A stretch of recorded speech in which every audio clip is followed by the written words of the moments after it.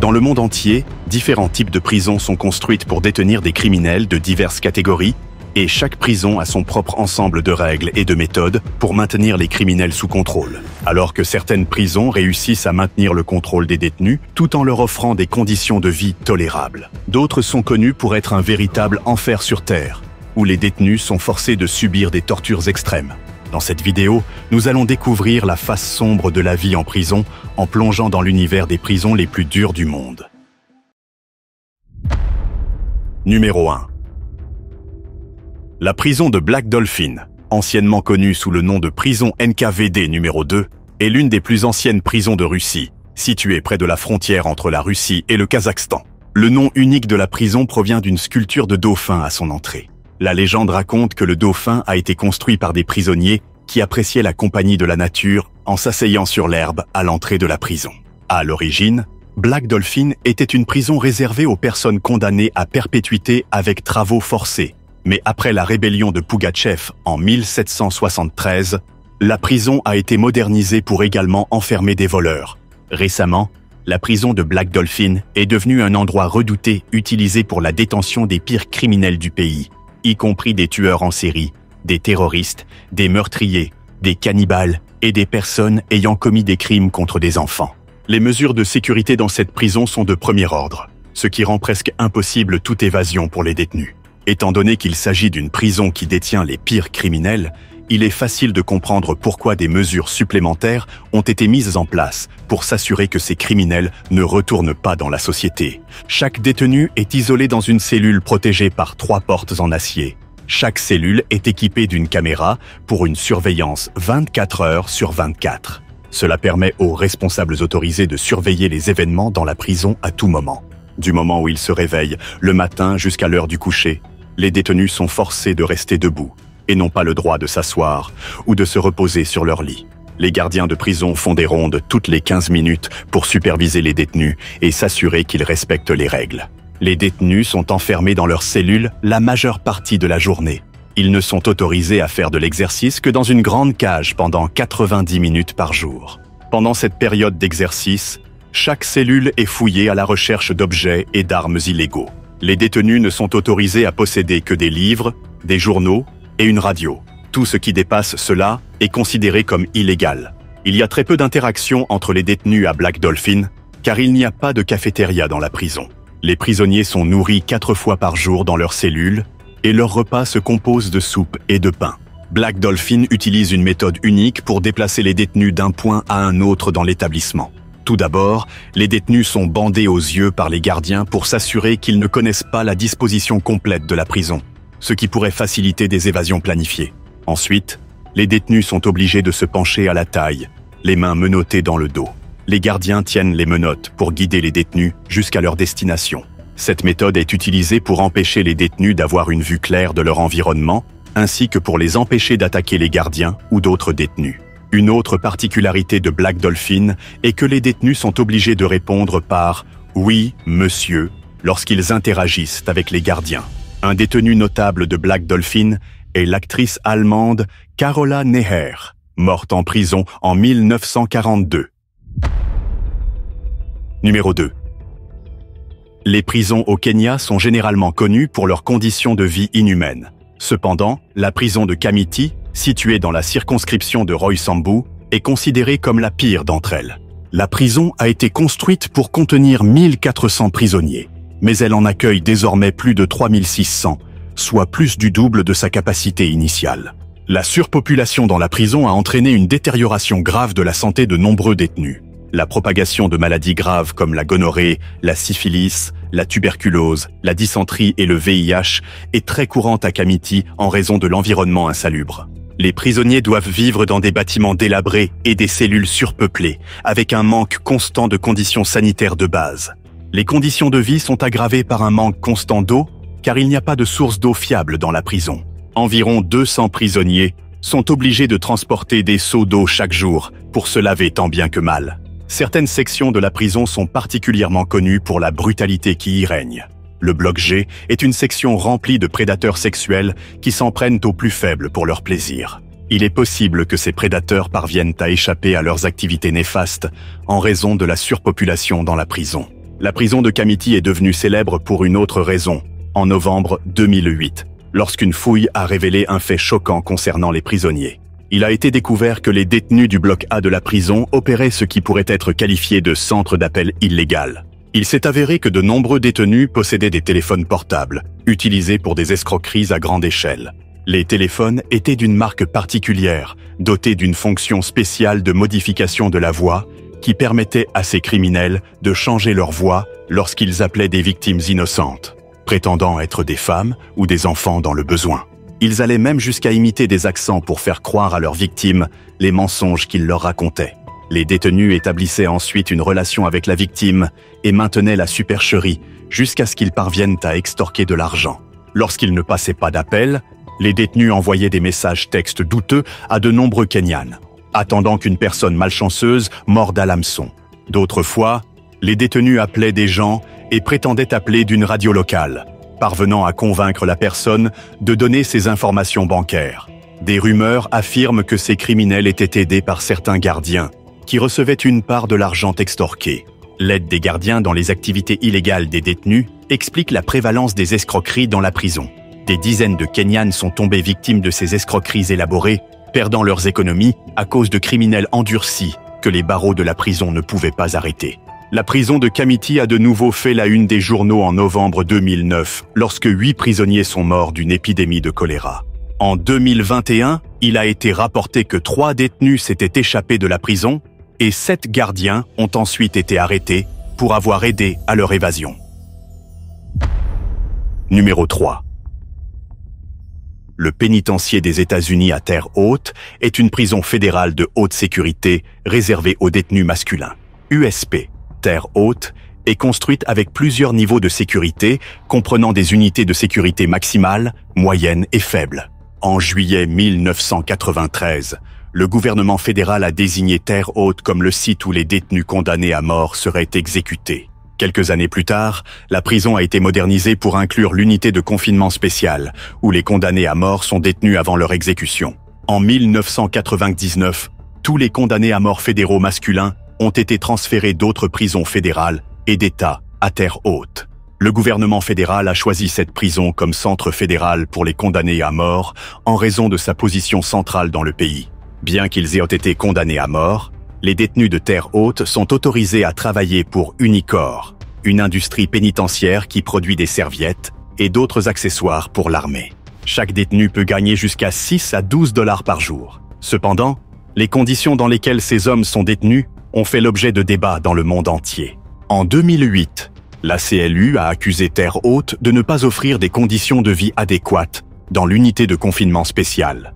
La CLU a affirmé que les condamnés à mort ne recevaient pas de services médicaux et de santé mentale appropriés. Ils ont également déclaré que les détenus devaient faire face à un bruit incessant, ce qui provoquait des privations de sommeil.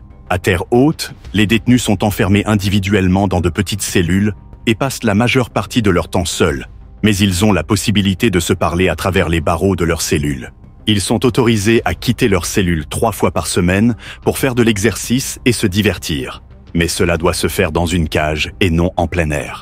La communication entre les détenus et le monde extérieur est très restreinte. Les détenus ne reçoivent que 7 jours de visite par mois. Chaque courrier qu'ils reçoivent est examiné, copié et évalué avant de leur être remis. Une autre restriction de communication est que tous les détenus sont obligés de parler anglais lors de chaque conversation.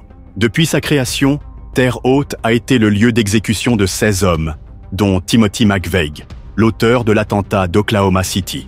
Actuellement, la prison détient des criminels notoires comme Dzhokhar Tsarnaev, alias le poseur de bombes de Boston, dont la condamnation à mort a récemment été rétablie et qui attend son exécution.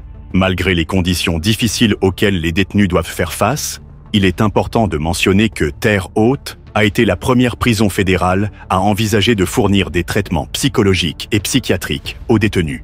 C'est également l'une des rares prisons où les prisonniers sont appelés par leur nom plutôt que par un numéro. En 2021, Terre Haute a enregistré le plus grand nombre de cas de Covid-19 parmi les prisons fédérales. Environ 281 détenus ont été testés positifs au virus, y compris des condamnés à mort en isolement. Environ 14 des 50 condamnés à mort ont été infectés, ce qui signifie probablement qu'ils ont contracté le virus par le personnel pénitentiaire. Numéro 4. La prison de San Quentin est la plus ancienne prison de Californie et a été construite en raison de l'augmentation de la criminalité à San Francisco. De 1848 à 1852, l'État a connu un afflux de chercheurs de fortune qui ont entraîné une augmentation de la criminalité. Alors que de plus en plus de criminels étaient arrêtés, la prison de la ville a atteint sa limite et est même devenue tellement surpeuplée que certains prisonniers ont été gardés sur un navire pendant une courte période avant que le gouvernement ne décide de construire une prison. La prison de San Quentin a été construite à l'origine pour contenir 250 prisonniers, mais ce nombre a été rapidement dépassé. La prison a d'abord été confiée à des investisseurs privés qui ont remporté le contrat pour gérer l'établissement. Ces personnes devaient entretenir la prison et, en retour, elles étaient autorisées à louer les détenus à diverses entreprises. Mais avec le temps, la prison a été mal gérée et les prisonniers ont été soumis à des conditions de vie difficiles. Les détenus étaient traités de manière inhumaine et devaient subir des punitions brutales comme le fouet et les jets d'eau à haute pression. À un moment donné, la sécurité dans la prison était si mauvaise que plus de 80 prisonniers se sont échappés en un an, ce qui a poussé le gouvernement à reprendre de force la gestion de la prison. San Quentin a accueilli des criminels de tous horizons, y compris Sirhan Sirhan, l'homme qui a assassiné Robert F. Kennedy. C'est le centre de condamnés à mort pour les hommes condamnés à mort en Californie, tandis que les femmes condamnées à mort sont détenues à l'établissement pour femmes de Californie centrale à Chowchilla. Le couloir de la mort de San Quentin est divisé en 3 sections.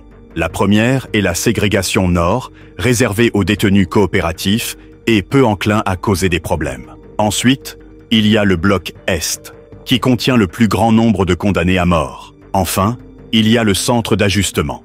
Cette section contient les pires criminels qui doivent être traités différemment des autres. En décembre 2015, le couloir de la mort de San Quentin comptait plus de 700 détenus masculins, ce qui en fait le plus grand couloir de la mort des États-Unis. En 2001, le couloir de la mort de la prison était considéré comme le plus grand de l'hémisphère occidental. Et en 2005, il a été qualifié de plus grande antichambre d'exécution des États-Unis. Il abrite également la seule chambre à gaz de Californie. 3 ans après que le gouverneur de l'État a mis fin à la peine de mort, le couloir de la mort de San Quentin a commencé à fermer début 2022. Tous les condamnés à mort sont transférés dans des cellules normales. Numéro 5. La prison de Diyarbakır en Turquie a été créée en 1980 par le ministère de la Justice. Cependant, le contrôle de la prison a été confié à l'administration militaire après le coup d'État turc du 12 septembre 1980. Sous l'administration militaire, Diyarbakır est devenue une prison militaire sous loi martiale, connue pour infliger certains des pires châtiments. La prison de Diyarbakır a été construite pour contenir 744 détenus. Mais au fil des ans, la prison est devenue surpeuplée. Et en 1996, elle en contenait 942. Entre 1981 et 1984, les prisonniers ont été contraints de subir des tortures horribles et inhumaines, en plus de la surpopulation. Cette période est communément appelée la période de la barbarie, ou l'enfer de Diyarbakır. Les gardiens de prison avaient l'autorisation de déshabiller les détenus, de les battre et de leur arracher les cheveux sans pitié. Parfois, les détenus étaient bandés aux yeux, déshabillés et soumis à des bains d'eau à haute pression. La prison utilisait l'isolement à long terme comme méthode de torture, avec des gardiens insultant constamment les détenus et leur faisant des menaces de mort. Le capitaine de la prison, le capitaine İsmet Oktay Yildiran, avait un chien berger allemand nommé Joe, et chaque détenu était obligé de saluer le chien. Il n'avait pas le choix, car le chien avait été dressé pour mordre les parties génitales des prisonniers récalcitrants. Les nombreuses formes de torture utilisées incluent la privation de sommeil ainsi que la privation d'eau et de nourriture pendant de longues périodes. Parfois, les gardiens fouettaient les détenus sur la plante des pieds ou les suspendaient par les bras. D'autres fois, ils étaient forcés de rester debout pendant de longues périodes ou de faire des exercices pénibles dans des températures extrêmes. D'autres techniques de torture incluent l'asphyxie, l'humiliation sexuelle, l'écrasement des membres et des parties génitales, et le fait de forcer des détenus nus à s'allonger les uns sur les autres. Les chocs électriques sur les parties génitales, la brûlure de la chair avec des cigarettes et l'arrachage des ongles et des dents saines des détenus étaient également monnaie courante. Les gardiens avaient un contrôle absolu et n'hésitaient pas à faire régner l'enfer sur terre. Les détenus étaient parfois forcés par les gardiens à uriner les uns sur les autres. Et dans d'autres cas, les gardiens allaient jusqu'à violer ou menacer de violer des détenus, même en présence de leurs proches. Pendant la période de barbarie, il était normal que les gardiens de prison utilisent des termes comme disco, théâtre de bienvenue et salle de bain comme des noms de code pour différentes techniques de torture. Le terme disco était utilisé lorsqu'un détenu était forcé de prendre un bain dans les égouts de la prison. Un ancien détenu qui a passé 11 ans dans la prison a déclaré que chaque nouveau prisonnier était accueilli par le capitaine Ismet à la porte. Le capitaine ordonnait ensuite aux gardiens de préparer un bain au nouveau prisonnier avant de l'emmener au dortoir. Ce que le prisonnier ne savait pas, c'est qu'il allait subir une séance de torture. Les gardiens commençaient par le battre avant de le traîner dans une baignoire remplie de déchets humains. Ils le laissaient ensuite là pendant plusieurs heures. La torture des prisonniers à Diyarbakır était si intense que 34 détenus ont perdu la vie à cause des tortures pendant la période de barbarie. Diyarbakır est considérée comme l'une des prisons les plus notoires au monde, mais en 2021, le président turc a annoncé des plans pour la transformer en un centre culturel. Numéro 6. La prison de Mendoza en Argentine est confrontée à une surpopulation, car elle contient actuellement 3 fois sa capacité initiale. La surpopulation est un problème courant dans les prisons argentines, mais la prison de Mendoza est la pire d'entre elles. De nombreux prisonniers en Argentine vivent dans des conditions désastreuses en raison de la surpopulation. Cela a souvent conduit à des émeutes carcérales et à des attaques violentes entre détenus, entraînant un nombre croissant de décès. À Mendoza, 5 détenus sont entassés dans une petite cellule de 4 mètres carrés. En plus d'être entassés, il n'y a pas assez de matelas pour les détenus, ce qui signifie qu'ils doivent dormir sur le sol froid.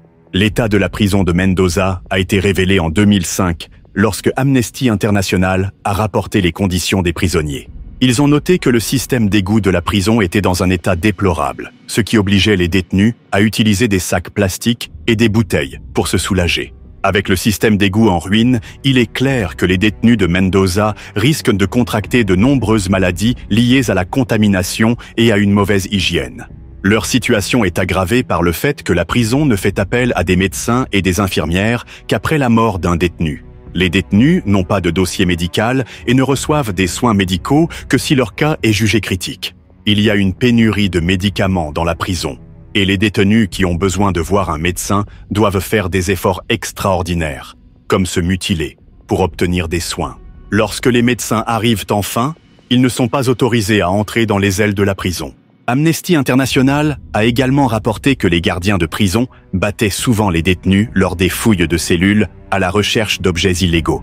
Les coups augmentaient lorsque les gardiens essayaient de maintenir la discipline parmi les détenus. Il y a également eu des rapports selon lesquels 14 prisonniers âgés de 18 à 21 ans ont décidé de protester contre les mauvais traitements qu'ils subissaient en se cousant les lèvres pendant plusieurs jours. Le fait de se coudre les lèvres pour attirer l'attention du gouvernement montre à quel point les prisonniers de Mendoza souffrent. Selon la Constitution argentine, les prisons doivent être propres, sûres et saines. En général, les prisons sont censées se concentrer sur la réhabilitation et non sur la punition. Cependant, ce n'est pas le cas pour les prisonniers de Mendoza, car les rares personnes qui en sortent vivantes quittent la prison dans un état pire qu'à leur arrivée. En plus des problèmes mentionnés, Mendoza se distingue également par le fait que de nombreux détenus n'ont pas encore été jugés et condamnés, bien qu'ils n'aient pas encore été déclarés coupables. Ces détenus n'ont d'autre choix que de subir les conditions inhumaines en espérant un jour pouvoir sortir. En plus de leurs découvertes horrifiantes, Amnesty International s'inquiète également du fait que, depuis l'an 2000, des dizaines de détenus sont morts à cause de la violence dans les prisons argentines. Et seulement quelques-uns de ces incidents ont été enquêtés par le gouvernement. Numéro 7. La prison de Guldani, située à Tbilissi, en Géorgie, a attiré l'attention internationale en raison d'un scandale de torture de prisonniers révélé en septembre 2012. Les citoyens du pays ont été choqués lorsque plusieurs vidéos montrant des gardiens de prison et leurs supérieurs agressant sexuellement et torturant des détenus ont fuité. Il y avait eu des allégations de longue date selon lesquelles les détenus de Guldani étaient maltraités par les gardiens. Mais ces allégations sont restées sans preuve jusqu'à ce que les vidéos fuites les confirment. Grâce aux lanceurs d'alerte, le pays a pu voir de ses propres yeux les atrocités qui se déroulaient dans la prison. Les vidéos ont été publiées par Vladimir Bedukadze, un ancien gardien de prison de 35 ans. Après avoir dénoncé les agissements de ses collègues à Guldani, Vladimir a fui en Belgique pour sa sécurité.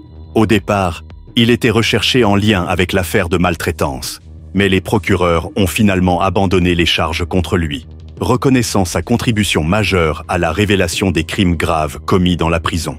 Les vidéos montraient des scènes de détenus agressés sexuellement ou violés avec des manches à balai et des matraques. Dans la première vidéo, un total de 10 gardiens étaient vus en train de maltraiter physiquement et verbalement les prisonniers.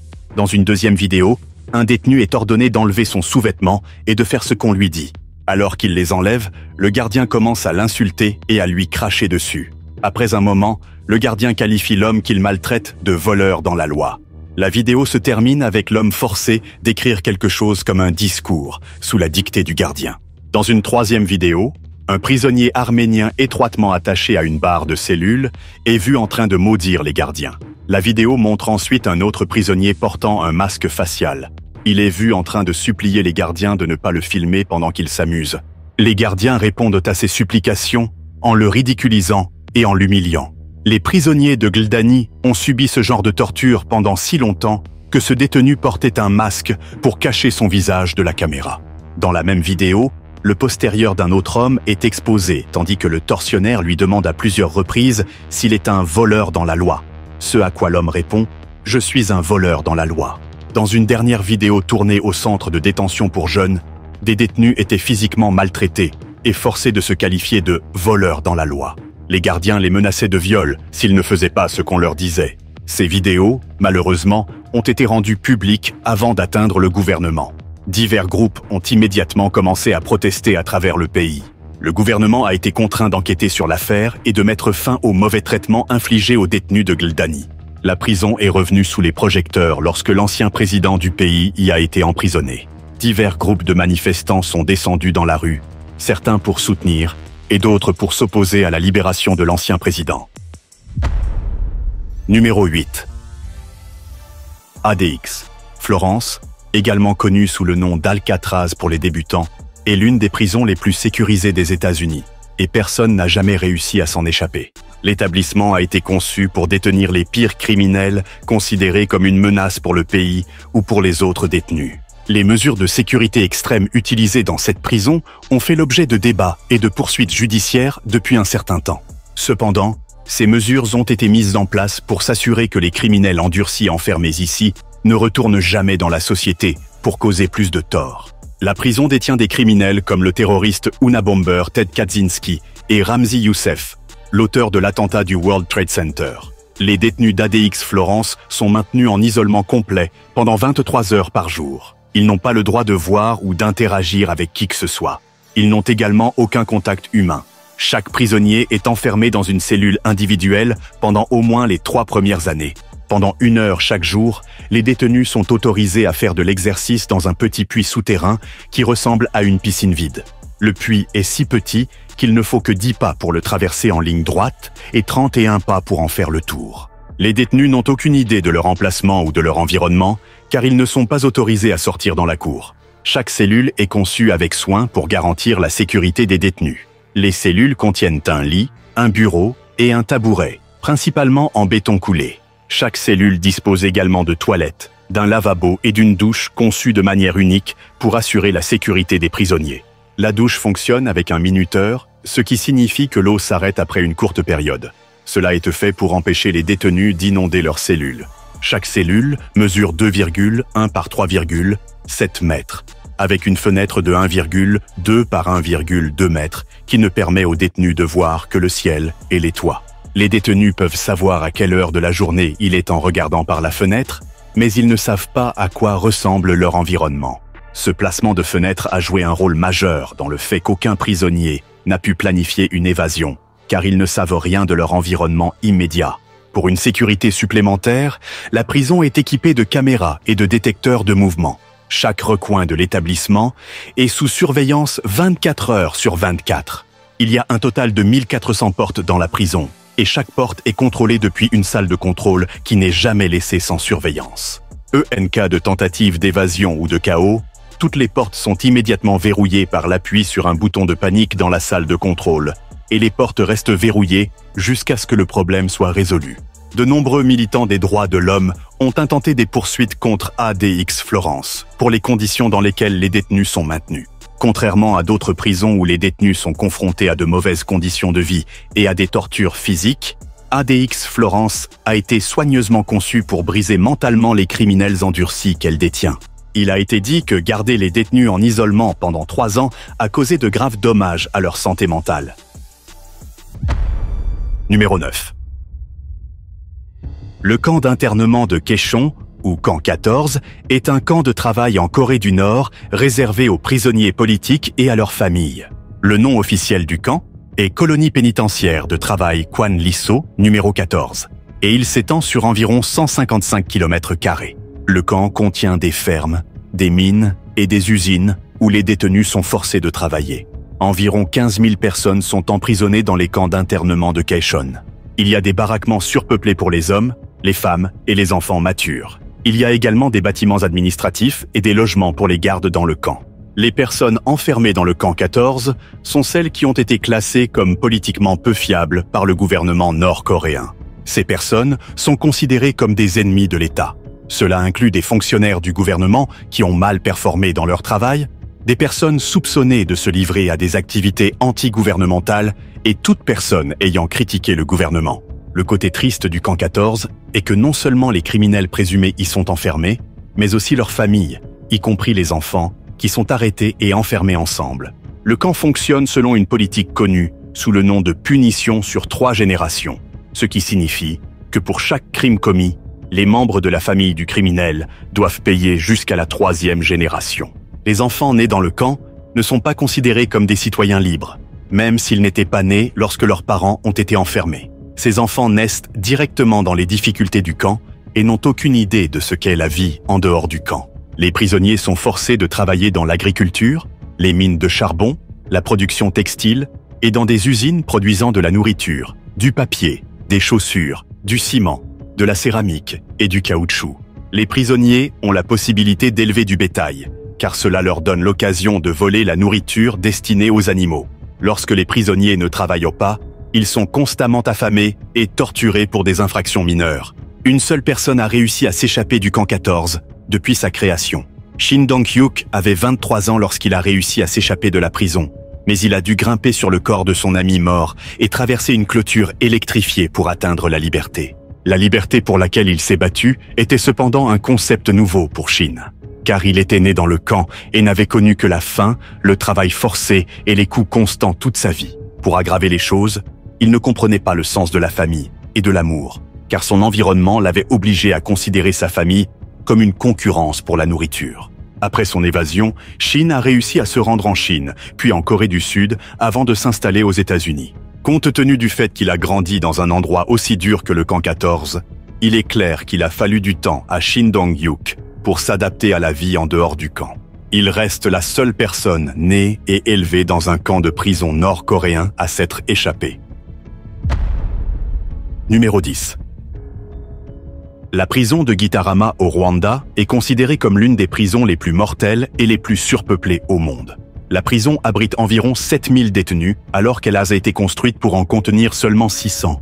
La surpopulation est due au génocide rwandais de 1994, au cours duquel environ 800 000 personnes ont été tuées en 100 jours. Toute personne suspectée d'avoir participé à ces crimes horribles a été immédiatement arrêtée et enfermée dans la prison de Gitarama. La surpopulation rapide de la prison a entraîné la mort de plus de 1000 détenus en 1995. Le manque de conditions de vie décentes, de soins de santé et l'utilisation de lits insalubres ont conduit à la pourriture des membres de certains détenus. Les détenus passent de nombreuses heures debout, pieds nus, dans les petits espaces disponibles, car le manque de place ne leur permet pas de s'asseoir ou de dormir confortablement. Cette position debout constante dans des conditions insalubres entraîne la pourriture des pieds de nombreux détenus et, finalement, leur amputation.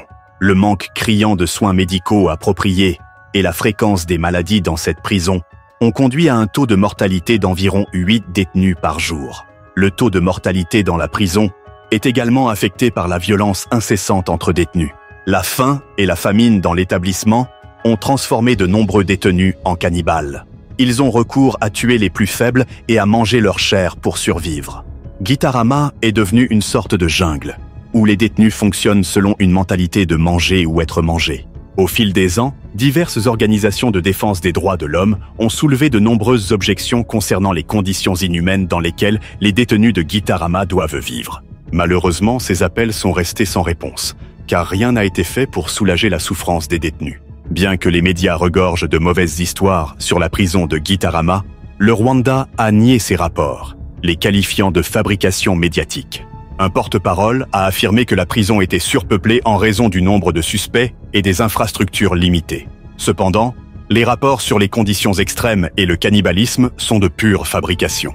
En contradiction avec cette déclaration, l'ancien ministre d'État aux Affaires étrangères et du Commonwealth, Sir Jeremy Hanley, a déclaré que le Comité international de la Croix-Rouge estime qu'il y a eu plus de 2000 décès dans 13 prisons rwandaises.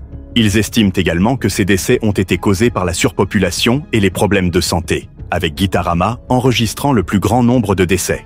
Sur le sujet des prisons rwandaises, un autre membre de la Croix-Rouge, Bridget Tron, a déclaré que les conditions dans lesquelles les détenus sont maintenus sont totalement inhumaines et qu'elles doivent être améliorées de toute urgence. Si le cannibalisme est vraiment devenu un moyen de survie à Gitarama, alors les taux de mortalité continueront d'augmenter si rien n'est fait pour améliorer l'état de la prison. Les gens devraient avoir peur de se retrouver dans n'importe quel type de prison, mais quand il s'agit de ces prisons, elles devraient être évitées à tout prix. Dans de nombreuses autres prisons, les détenus suivent une réhabilitation et en sortent de meilleurs citoyens. Mais ceux qui purgent une peine dans ces prisons en sortent probablement dans un état pire qu'à leur arrivée.